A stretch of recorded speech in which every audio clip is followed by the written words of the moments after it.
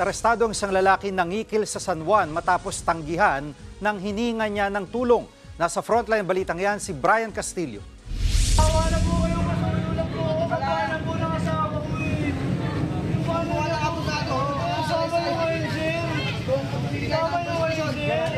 Emosyonal ang lalaking ito nang arestohin ng mga pulis sa kalsada sa San Juan City. Inirereklamo ang sospek ng pangingikil online.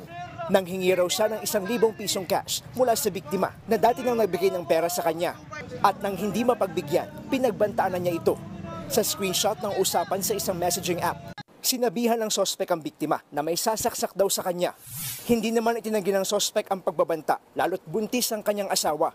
Una po sir, tinatanggi niya, pero nung nakita niya po yung victim ay sinabi niya na rin po, yung motibo niya lang talaga ay maghingi ng pera at takutin yung biktima. Lumalabas sa investigasyon na hindi ito ang unang beses na nanghingi ng pera ang sospek, pero ito ang unang pagkakataong humantong sa pananakot. Mahaharap ang sospek sa reklamong robbery extortion with intimidation of person na may kaugnayan sa Cybercrime Prevention Act.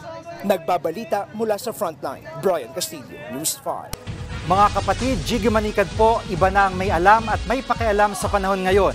Para sa konkreto, kumpleto at komprehensibong balitaan sa Frontline, mag-follow at mag-subscribe sa social media pages ng News 5.